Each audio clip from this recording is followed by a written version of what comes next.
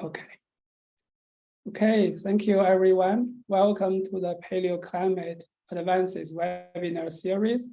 First, I would like to briefly remind people our code of conduct and the format of the webinar. Can you see my screen? Okay, great. So by joining the webinar, you agree to follow our code of conduct. During the webinar, please consider new ideas, encourage innovation, offer constructive feedback, acknowledge teamwork, show appreciation, and share the air. The webinar has two talks. Each talk has 20 minutes with additional 5 minutes for Q&A. In the end, we will have another 10 minutes for general discussion. I will give a 2-minute reminder for each speaker, just to keep us on track. Our co-host, Professor Brahman Konecki, is here, will help us moderate the Q&A today. If you have questions for speakers, please either type them in the chat box or use the raise hand function. As always, we welcome speaker nomination. You can fill out the nomination form on our webpage or contact anyone on the organizing committee.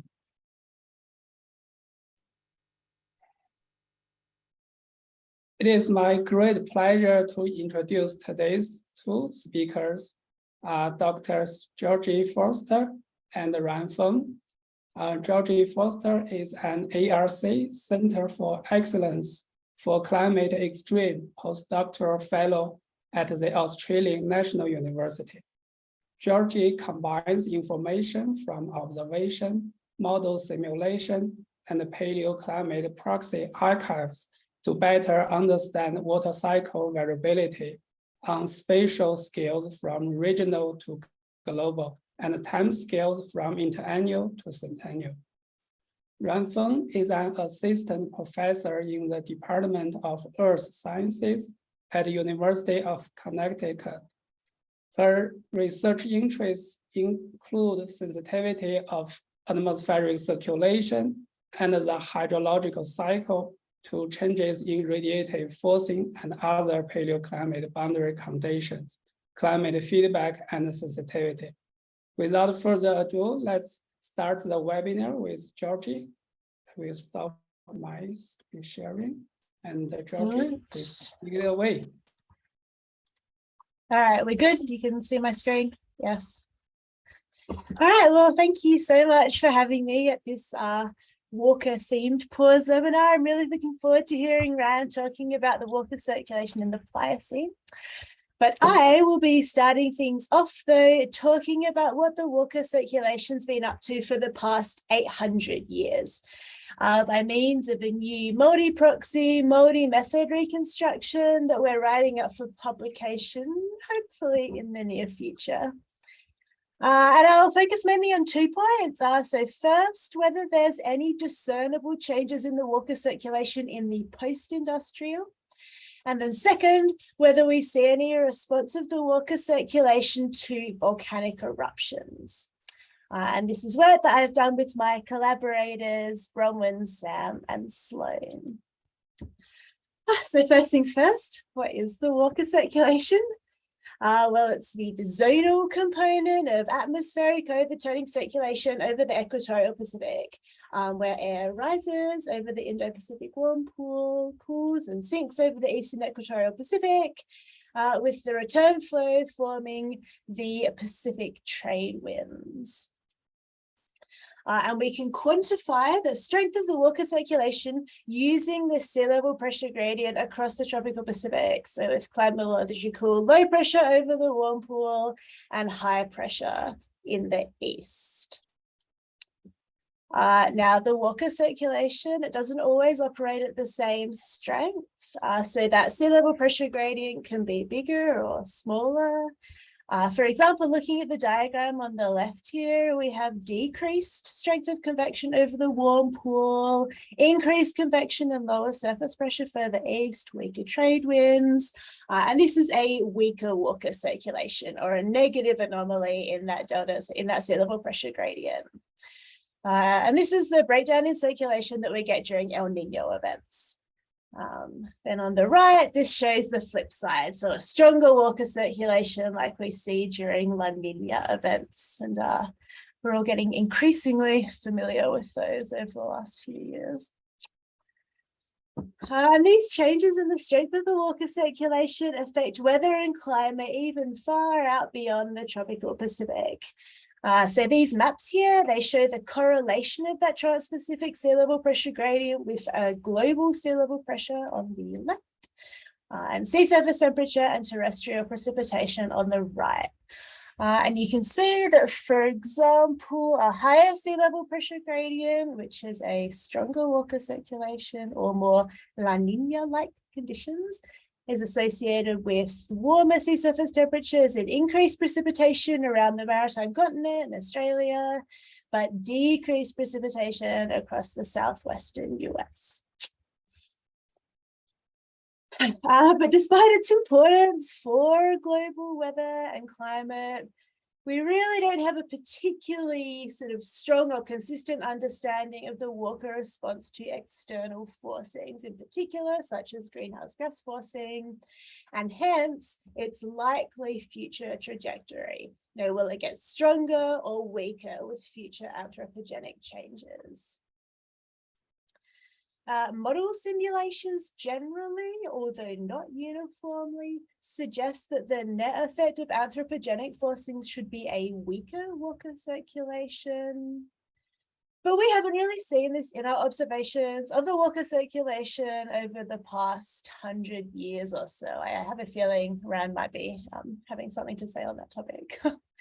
But also, this is in part due to the Walker circulation's large internal variability, much like ENSO, which makes it difficult to discern trends or changes within the relatively short observational era. I will mention at this juncture that there's actually a reasonable consensus that the Walker circulation has strengthened over the past couple of decades, since the 90s or so. Although we can't really say whether or not this is just within the range of natural decadal variability of the Walker circulation, or whether it is something unusual. So, to contextualize all of this, what we need, of course, is a longer record of the Walker circulations, long enough to contextualize modern variability.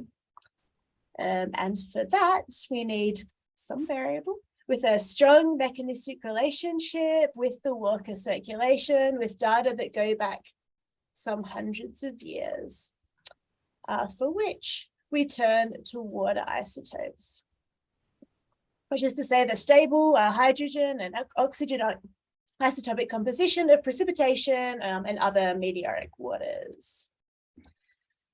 Now, some recent work from our group demonstrated in the paper linked here that the Walker circulation actually has a strong imprint in global precipitation delta O18 variability, which means that we can leverage that relationship to reconstruct the Walker circulation back through time with some assistance from proxy records for that variable, which is to say the stable isotopic composition of precipitation and other meteoric waters in the past. In this case, we've got our data from the archive agnostic ISO2K database of water isotope proxy records through the Common Era. So this map here shows records from that database that are at least annually resolved and have data extending up to the year 2000. Now, this is a summary of our reconstruction methodology, which is that we reconstructed the Walker circulation at annual resolution from 1200 to 2000 CE, using a network of different proxy archive types. We extracted the Walker signal from that network of water isotope proxy records using several different statistical methods. And we calculated the training index using 3 different gridded sea level pressure products. Now, one of the particularly key aspects of this work is that we also explicitly incorporated the effects of chronological uncertainty into our reconstruction, which is to say, corals, the further you go back in time, the more uncertainty there is that a particular measurement represents environmental conditions in a specific year. So for each of the statistical methods, we estimated the water circulation time series many, many times. In each case, for each record that went into the reconstructions, sampling one realization from an age depth model ensemble for that record. All right, so here it is. This is the full reconstruction ensemble from 1200 to 2000, where the outermost ribbon is the 90% confidence interval. And so this ensemble, or the ensemble members, incorporates uncertainty from all those things I just skimmed through, as well as a couple of others I didn't mention. All right, so now we can use this reconstruction to look into the response of the water circulation to the 2 biggest forcings of this period. So that's combined anthropogenic forcings and volcanic eruptions.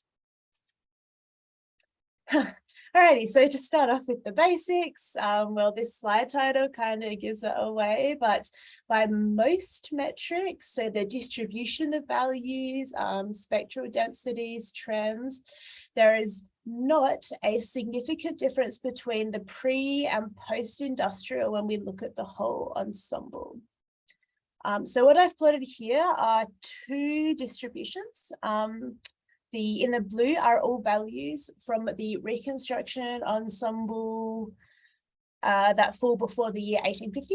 And then in pink are all the values from 1850 to 2000. And yes, there is a slight bias overall to more positive values, which is a stronger water circulation or more La Nina-like conditions. However, the difference between these 2 distributions, it's no bigger than differences between any other 2 equivalently long time periods. We can also do things like look at just the most recent values. So this is the distribution of the full ensemble now. And then here I've plotted the values just for the most recent decade of the reconstruction, so that's the 90s. So you can see that in the context of the full 800 years, the 90s were a little weaker than normal. That might have something to do with the Pinatubo eruption, which I'll get to in a moment, but still well within the range of variability. So we could almost certainly chalk this up to just regular decadal variability. Now, I will stress at this point, and maybe show it in a second, that what I'm not saying is that anthropogenic climate change hasn't had any effect on the water circulation. Actually, I'd argue that probably this lack of a significant post-industrial mean change is down to at least 2 things, I guess. I mean, first, the large natural intrinsic variability, which you could see quite clearly here in the reconstruction, which means that it takes quite a large mean state change to show up. And secondly, perhaps more importantly, is that recent research from a few different groups around the world suggests that various different anthropogenic climate changes actually push the water circulation in different directions. For example, I might talk about this a bit, but the thermodynamic effect of global warming is to drive a weaker water circulation, but the associated AMOT slowdown and also anthropogenic aerosol emissions both drive a stronger water circulation. So maybe at the moment we're just in a sort of a more transient state where the various influences are cancelling out. This is, of course, a question for climate models. Our group's working on this at the moment. That's largely being led by Callie Flager, who's a grad student with Sam Stevenson at UCSB, looking at the water circulation in the CESM Last Millennium Ensemble. Right, so just before I move on to volcanoes, I'm going to muddy the waters slightly. Remember I said in the intro that there's a reasonable consensus in the literature that the Walker circulation has strengthened over the past couple of decades. So that's a trend to more La Nina-like conditions. And one of the first papers to mention this looked at the trend from 1992 to 2011. So that's a trend over 20 years. So what I've done here is to calculate and plot the distribution of all possible 20-year trends in the full reconstruction ensemble. So there are 3 histograms here because I've split the ensemble by the gridded sea level pressure product that was used to train the reconstruction. So the ERA 20th century reanalysis had SLP or ICOADs. And then I've highlighted the high and low tails. Now the reconstructions only go to the year 2000, but of course observational data continue, so we can calculate the magnitude of that recent trend over the 20 years from 92 to 2011 and show that on these distributions in the red bars here. And as you can see, that recent strengthening trend is actually quite unusual. So in one case, it is in the upper tail when we calculate that trans-Pacific sea level pressure gradient using HAD-SLP. And in the other 2 cases, where I've calculated the gradient using ICOADs or the ERA 20th century reanalysis, it's on the high end of the distribution, but not quite in the tail. So what we can say then is that this recent strengthening, whilst not quite unprecedented, is possibly unusual. Okay, so now on to the second part, which is the response of the Walker circulation to volcanic eruptions. Which is to say, after an eruption, do we consistently see any El Nino-like or La Nina-like behavior in the atmosphere over the tropical Pacific?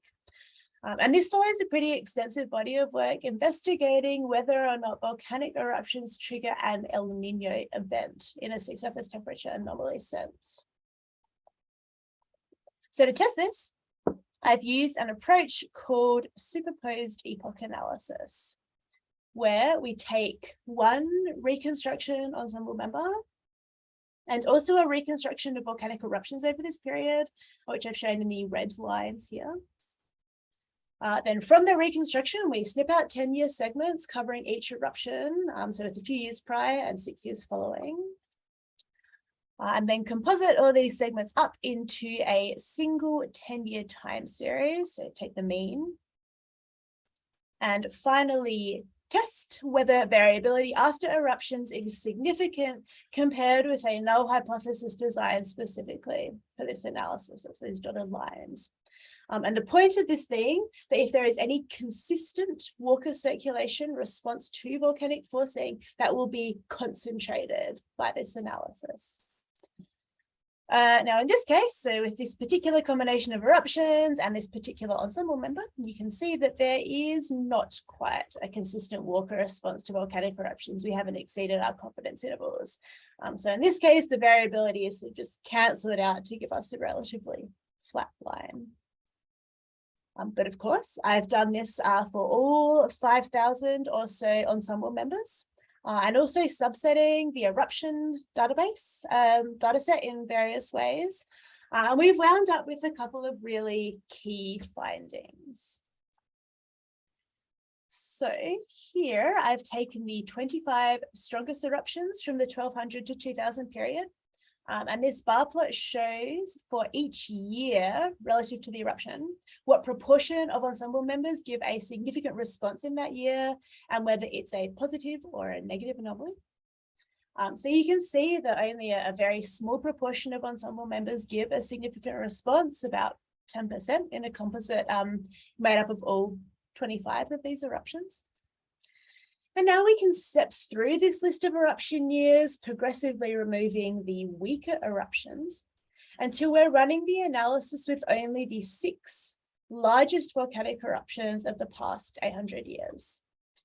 But you can see that this doesn't really change the outcome. There's essentially no significant response. But remember, This reconstruction incorporates the influence of chronological uncertainty. So the further we go back in time, the less certain we are that we can ascribe a particular delta SLP value to a specific year. And as you could probably guess, this has pretty major implications for this specific compositing-based analysis. So we repeated the analysis starting with those same 25 eruptions, but now stepping through the list, progressively removing the oldest eruptions, irregardless of strength, until we're left with only the 6 most recent volcanic eruptions of that original 25. And as you can see here, the signal gets stronger as we remove the older eruptions, which suggests that the signal is getting smeared out, I guess, to the point of erasure by chronological uncertainty in the reconstruction, as well as some other things that I won't get into unless anybody asks. So when we do mostly avoid the muddying influence of chronological uncertainty by only looking at relatively recent eruptions, you can see that there is indeed a clear El Nino-like weakening of the water circulation in the years following a volcanic eruption. Of course, there are other complications here, but if you're curious, you can ask, or otherwise wait for the paper to come out. But in any case, we confirmed, I guess, or supported this effect by artificially adding chronological uncertainty to model simulations. So what I'm showing, oh, good, I'm almost done actually. Yeah, so what I'm showing here are the results of that same superposed epoch analysis performed on all fully forced members of the CESM Last Millennium Ensemble, in this case using dates from the volcanic forcing file, which is Gowerder 2008. So here I've plotted the composite response for the 19 strongest eruptions from that volcanic forcing data set, going through to only the 2 strongest eruptions. And you can see that it's broadly the same result as in our reconstructions, with an El Nino-like weakening of the water circulation in the years following a volcanic eruption in pretty much all ensemble members. So then I added a 1% layer counting error to each ensemble member, similar to what's the norm for sort of coral and ice core records, sampled, I forget how many, 100 or so time series from each age depth model ensemble and repeated the analysis. And you can see that in all cases, the signal is essentially lost. All right, so that's it from me with a bit about the water circulation over the last millennium. I am happy to take questions and really looking forward to hearing Rand's more long-term perspective. Thanks. Thanks so much, Georgie. So we have a few minutes we can spend on questions for Georgie, and then we'll move on to the next talk. And after that, we'll have a larger discussion following both talks. So if you have a question, feel free to, you can either type, I have a question in the chat and then unmute and ask it, or you can raise your hand or gesticulate in some other way so that we know you have a question.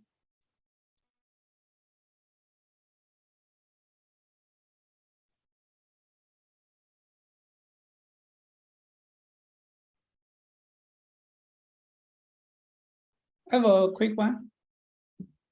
Sure. So here you have this reconstructed time series. I'm wondering if you just simply correlate this with the global mean surface temperature. Do you see a relationship? Yes, I have indeed done that. And the short answer is no, not really. So in the modern observational period, actually the relationship between the water circulation and global temperature is not particularly strong, right? So it's negative, as you would expect. The correlation in the annual mean is something like minus 0.3 or thereabouts. I did use there's a reconstruction of global mean surface temperature across the common era. So I compared that with my reconstruction, and similarly, the correlation is negative, but very weak. The mean correlation is around minus 0.1. And this doesn't, I have figures to show, so I should put them in. But yeah, and I'll say it doesn't change that much on shorter time intervals either, which is maybe surprising and something that we do plan to look into more using model simulations. Yeah, so a weak negative correlation, as you'd expect. Thank you. I have a quick follow-up question. Sorry, I can't figure out how to raise hand. Georgie, I noticed in this time series, actually this is a perfect place for the question. There is an increase in variability later on in the time series. I was just wondering, is it because of the more data are getting incorporated in reconstructing the delta SLP, or is it, I guess the question is there a reason for that? Yeah, so you mean this this increase in the confidence intervals right at the top, like from the 1970s or so? Is that what you're referring to? Sorry, I actually mean the increasing variability, the ups and downs. Seems like there's some the frequency is getting higher, like starting from the 1600 compared to the previous time. Almost look like the ups and downs the cycles are getting shorter, or it's getting more variable. Standard. Yeah, I mean, yeah. So part of that, I mean, it's, this particular graphic is slightly misleading in that sense, because the variability in the median does get larger, but that's just because the confidence intervals are actually narrower. So, you know, there's less smearing out of the central tendency of the reconstruction. As far as changes in the actual spectral densities go, there is, well, actually, so there's really not a lot of change, or barely any, if you know, splitting the reconstruction into various parts. The only thing that really stands out, interestingly, in terms of sort of frequencies, is that actually there seems to be a slight shift in spectral power in the post-industrial to slightly lower frequencies. So, you know, you can see that the power spectral density is very similar to ENSO in that most spectral power is concentrated in the sort of 2 to 9 year band. When we restrict it to just the post-industrial, we sort of lose a bit of power in the 2 to 3 year bands. It goes more to the sort of 4 to 10. But yeah, I would say that what looks like larger amplitude variability in the median in the reconstruction is really just due to decreased uncertainty in that case. Okay. Yeah. Okay, thank you. Thanks. Okay, I think we should move on to the next talk, and then we'll have time to come back and have a discussion afterwards. Wonderful. Okay.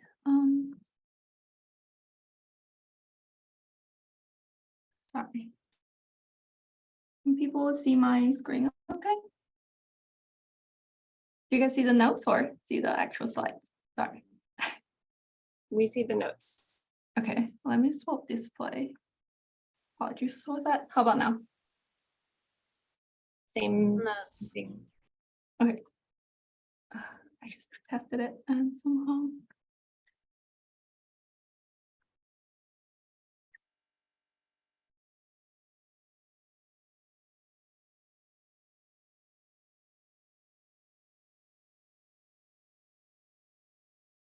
What about now? Now we see the presenter view. Okay. Still see the notes? Yep. Huh? Maybe try swap again. Yes. Okay. Okay. There you go. Okay, apologies for that. All right. Hello, everybody. Thanks for that wonderful introduction about the Walker circulation by Georgie. Today, I would like to talk about the possibility to use paleoclimate records, especially past Pliocene, specifically the late Pliocene, to test the sensitivity of Pacific Walker circulation to CO2 forcing. And this work is done by my master's student, Teddy Mayer, and in collaboration with Triptybiotrace Group, SRQ's Pliocene Climate Variability Group, as well as UNCART Group. Weakened water circulation, as mentioned by Georgie, in response to CO2 increase is a classical prediction by many atmosphere ocean coupled models. Showing the top right here is the response of vertical velocity to a quadrupling of CO2 first reported by NASA and Manabe in 1995. You can see in the western side of the Equatorial Pacific, the upward branch of water circulation weakens.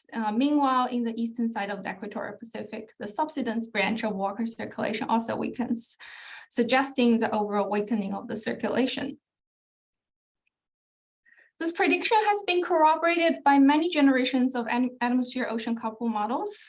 To the bottom right here, focusing on the green markers, those are the predicted late 20th and the early 21st century trends of the water circulation strengths measured by two different metrics.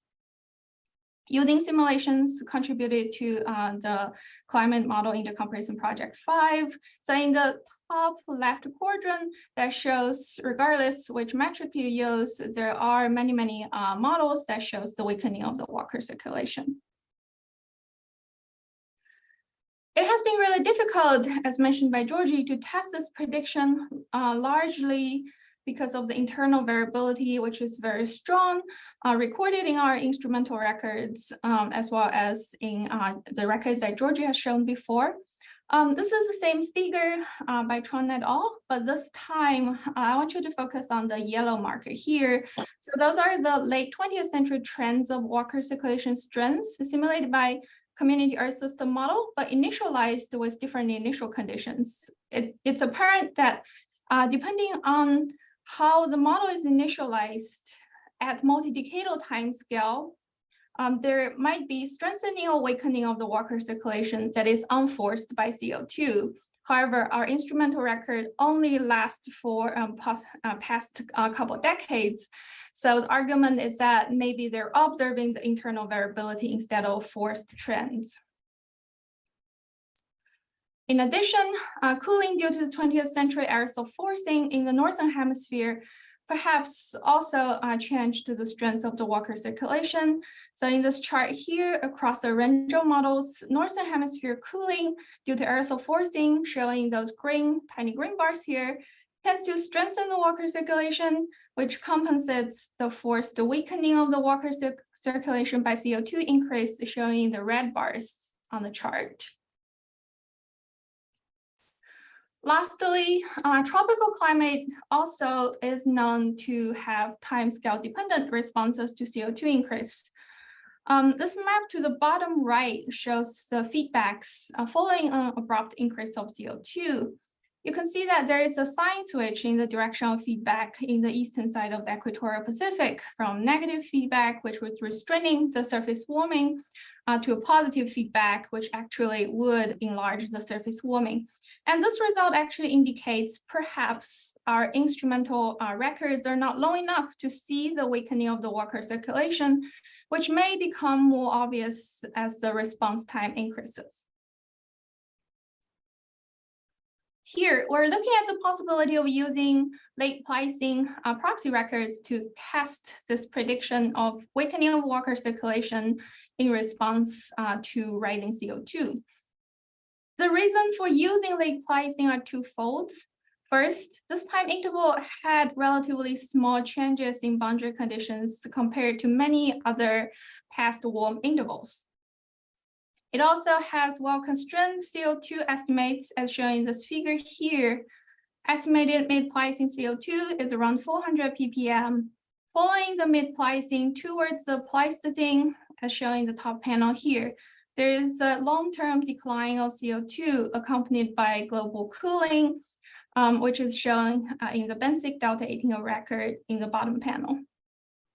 So the idea is that if water circulation is weaker in a higher CO2 climate, we might expect a weaker water circulation during the late Pliocene and increasing strength towards the Pleistocene. However, to test that, we do have to answer two difficult questions as well. First, we need to know whether changes in mid-Pliocene boundary conditions actually alter the strength of the water circulation. If so, then the recorded water circulation strengths by paleoclimate record would be less useful to test the circulation sensitivity to CO2 changes. Second, what are the meaningful proxy signals that can be used to test the water circulation sensitivity to CO2 changes? It's frequently argued that we can just look at east-west SST contrast across the equatorial Pacific to say whether circulation might be stronger or might be weaker.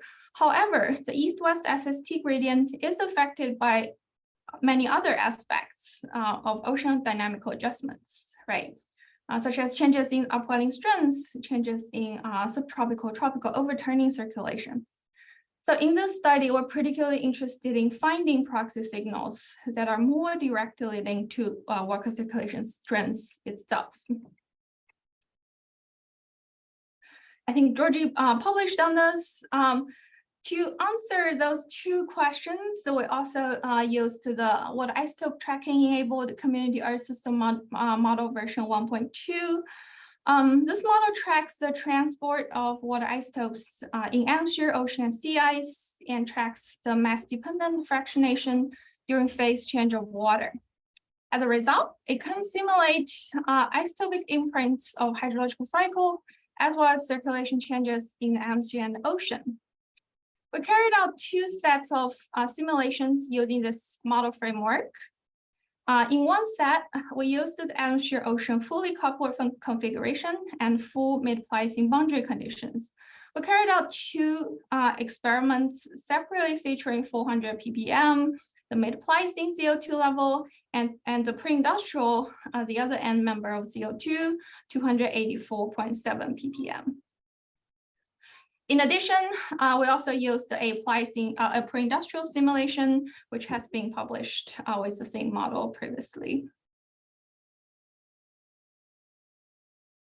Using boundary conditions and ocean heat fluxes generated in the fully coupled model configuration, we carried out a separate set of mixed layer ocean simulations. So in those simulations, we essentially prescribed ocean dynamics. So ocean is reduced to a thermodynamic component with mixed layer ocean heat flux in equilibrium with changes in the atmosphere.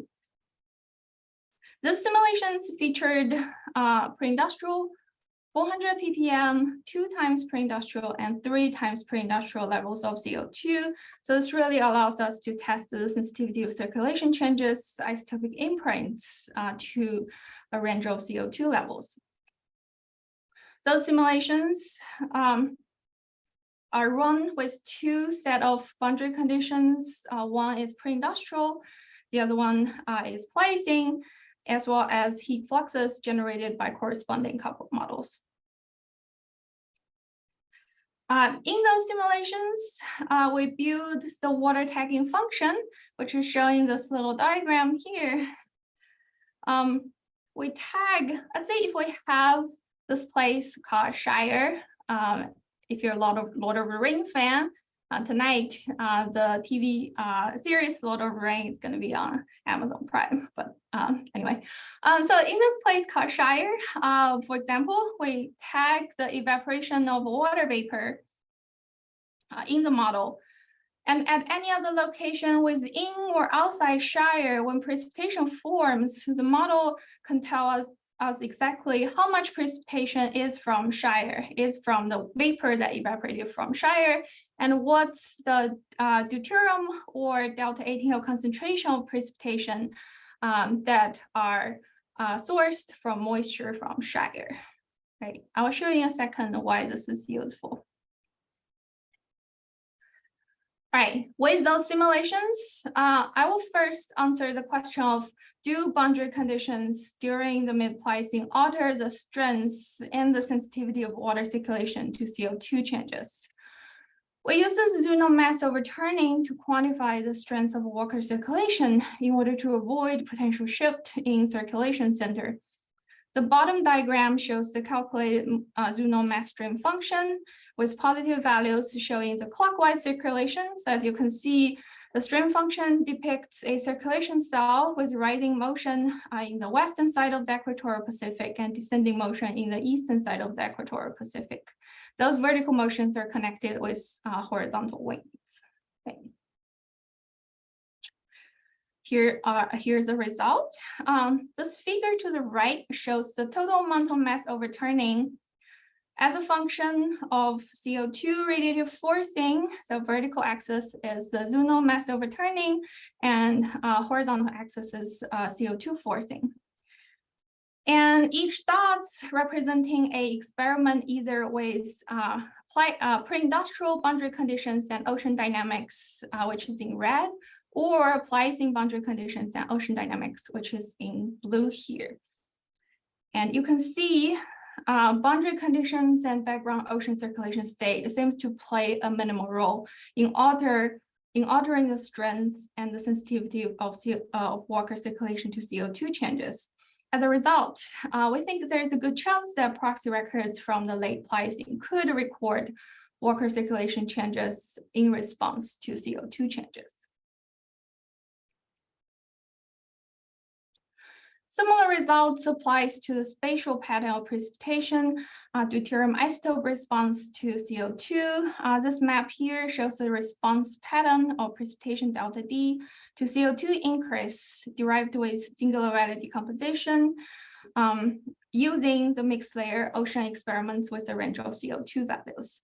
So to the first order, many areas across the land and ocean feature isotopic enrichment as a result of more enriched vapor due to surface warming, and this is very classical temperature effect in precipitation isotopes.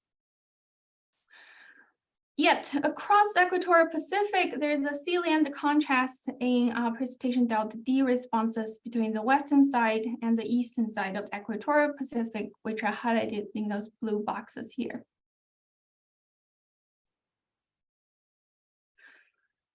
We built the water tagging functionality to understand this contrasting precipitation delta D changes.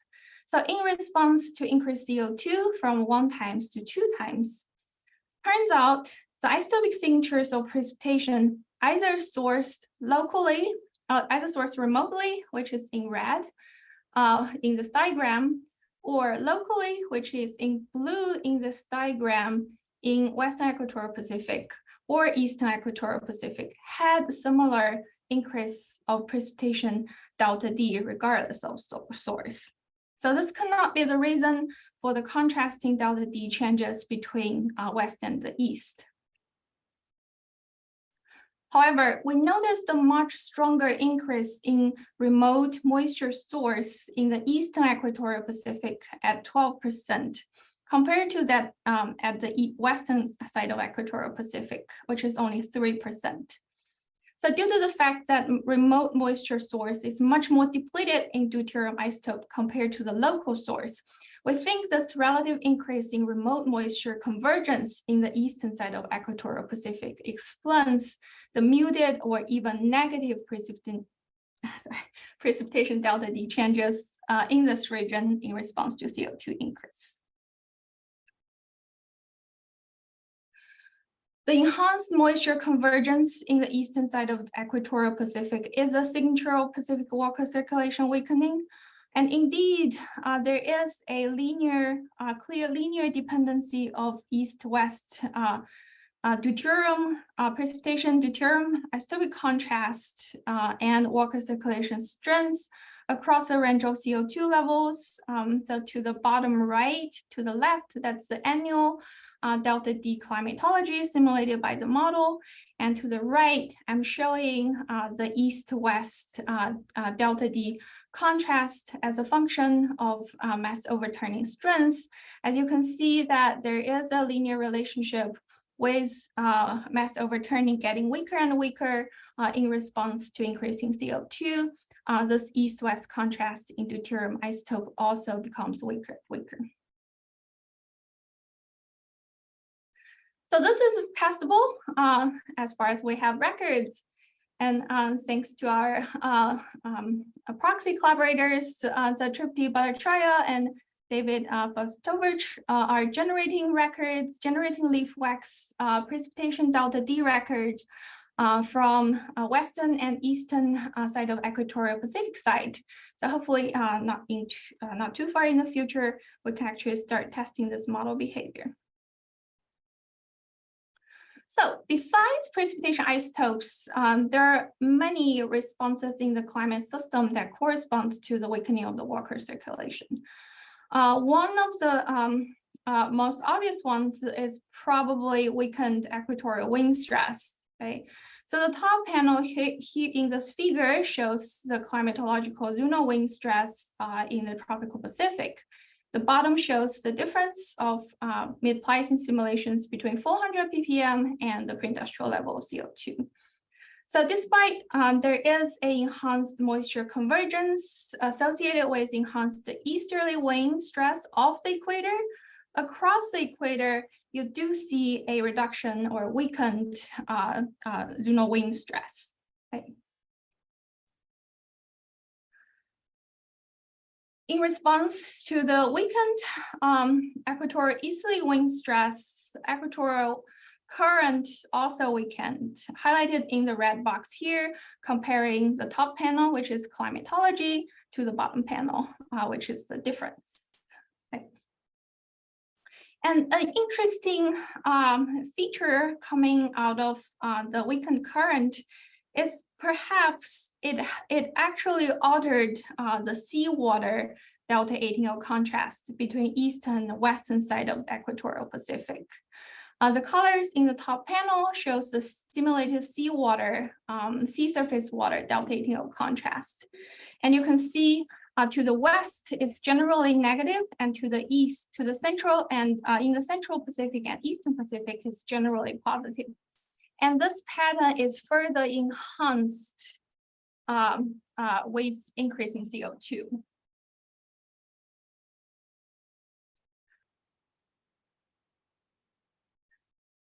And we think this really has to do with the advection, the changes in the advection by the zonal current. Right? This correlation map, this is a correlation map between average zonal velocity in the black box and seawater delta 18O. The correlation map featuring contrasting correlation across the equator.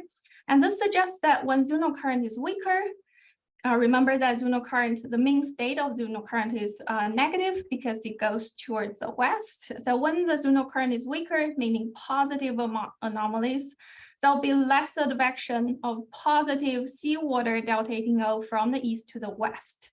As a result, you would have more negative seawater delta 18O in the west, and you would have more positive seawater delta 18O in the east. So the seawater delta 18O contrast between east and west would be enhanced. 2 minutes. As a result, yeah, I'm almost done. So this suggests that the seawater delta 18O reconstructed from paleoceanography record could provide a proxy for wind-driven equatorial current strengths. And we did look into this thanks to Heather Ford at University of London, who compiled the planktonic carbonate delta 18O and sea surface temperature, partly also from Tripti's work. We can convert the planktonic delta 18O into seawater delta 18O with independently estimated alkinone sea surface temperature. So at 2 locations of western and eastern side of the Equatorial Pacific, we observed relatively low values of seawater delta 18O to the west during the mid-Pliocene and relatively high values of seawater delta 18O to the east. So those contrasting changes does seems to be consistent with the weakened equatorial current and weakened Walker circulation. And there's the opposite trend from the mid-Pliocene towards the Pleistocene in the seawater delta 18O between the west and the east. And this opposite trend seems to suggesting long-term enhancement in the equatorial current strengths, perhaps long-term strengthening of Walker circulation as well. Here are some conclusions. So mid-Pliocene geographic changes don't seem to affect the sensitivity of Walker circulation strengths to CO2 changes, which is good news for proxy reconstructions. And we find two possible ways to give us some estimate of water circulation strengths.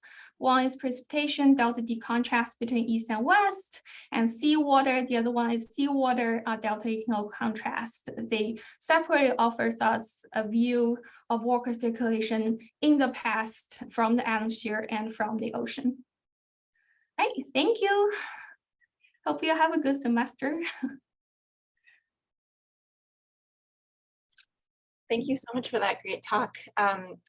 Let's take a couple of minutes for questions for Ron, and then after that, we will have questions for both of our speakers.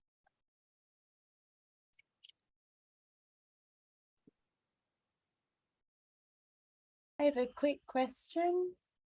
So yeah, that sort of potential proxy of the seawater delta 18 contrast across the Pacific for wind strength is really cool. I mean, do you have a read on what sort of timescales over which you would expect that to become detectable outside of the sort of internal variability, or what sort of change in CO2 concentration you'd need for that to sort of be bigger, that forced change in internal variability? Yeah, Georgie, that's a good question. So I want to something that I should have said at the beginning. So those are equilibrium simulations, meaning that we have run those simulations for hundreds and hundreds of years, and they reached equilibrium. That's a good question. I don't have a good handle now. How long does it reach equilibrium, and what's the transient response is going to look like? So I don't know that yet. To the second part of the question, how much CO2 we used in those simulations, it was just compare 400 ppm to pre-industrial. Yeah.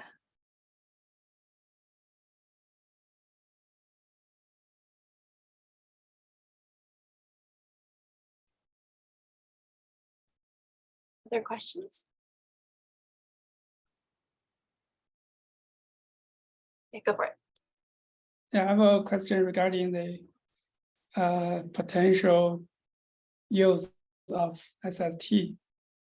So if you compare, say, delta 18O in precipitation, delta 18O of seawater, and also SST, say if we have 3 candidates, maybe which one has the highest signal to noise ratio, given our understanding of the uncertainty?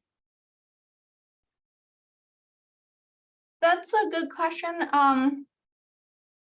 I think SST is well, the uncertainty in SST and seawater O18 and carbonate O18 are all related, right? Okay. So it's hard to detangle them, and I haven't tried. We could try that. That's a good question. My problem with using the SST to reconstruct, essentially use SST to say, oh, it's because the SST changes is because of the water circulation is weakening. Just because the water circulation and the SST contrast, they're not one-to-one, they're not completely the same, right? So for SST contrast, you also have linked to like how responsive your upwelling is to the changes in the equatorial current and the wind stress, and how responsive the extratropical, subtropical, tropical overturning is. Right, but water circulation has its own degree of freedom, which is essentially linked to the tropical gross moist static stability. That is not completely tied to the SST changes, but more towards the like global, the vertical structure of the tropical warming. So I would argue that I think SST could offer some information, but we do need the more direct proxy record to actually measure the strength of the water circulation.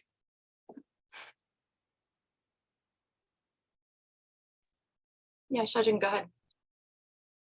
Hi, Jan, nice talk. I have a quick question. I was wondering whether you have looked at the precipitation change in east and west side of the tropical Pacific, and whether if you have already looked at that, whether that follow the change of the stream's water circulation? Yes, the short answer is yes. So in the Tron et al. Paper that I cited, they already showed that, and there are previous studies that also showed that. So you can construct another index for the water circulation, or just looking at the precipitation contrast between the warm pool and the cold ton. So yes, I don't do reconstruction.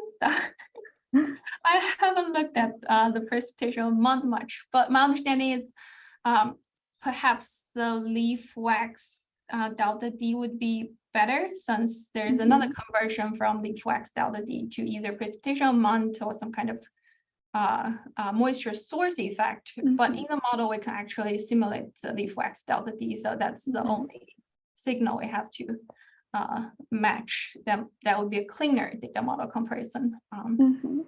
Yeah, I think that is also related to my next question, which is more general. I think both for Georgie and Ryan. Do you guys think the isotope composition of precipitation is a better indicator for the water circulation compared to the precipitation amount, like across the east and west of the tropical Pacific?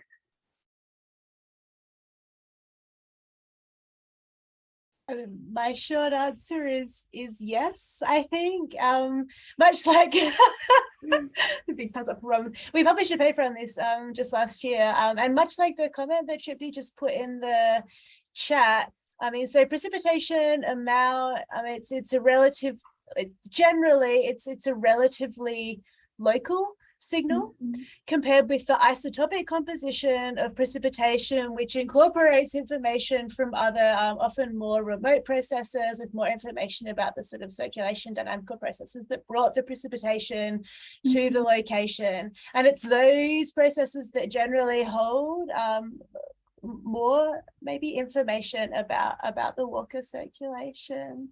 So yes, that's my, maybe Ran has something to add.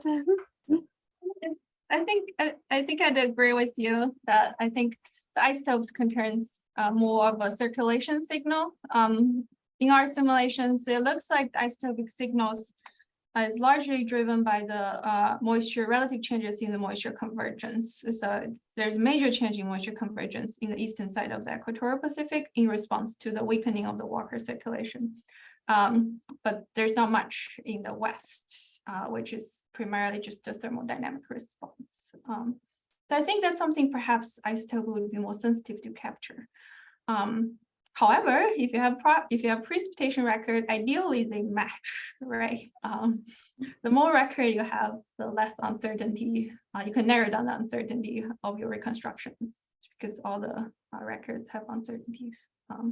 So I think they would both be helpful. I mean, it's a good point you made there, and I mean, not always, but sometimes, often, a precipitation amount record might be ultimately derived from a leaf wax delta D or whatever. So there's sort of more interpretive steps there, whereas delta D of precipitation is a relatively straightforward connection to the thing we're interested in, the water circulation. Yeah. Definitely, if you're thinking about precipitation amount, that if you have independent record, that will be added information. Right, of course. Cool, thank you. Yeah, great questions. We have time for maybe one last question, either for Ran or for Georgie, or both, or a general question about the water circulation.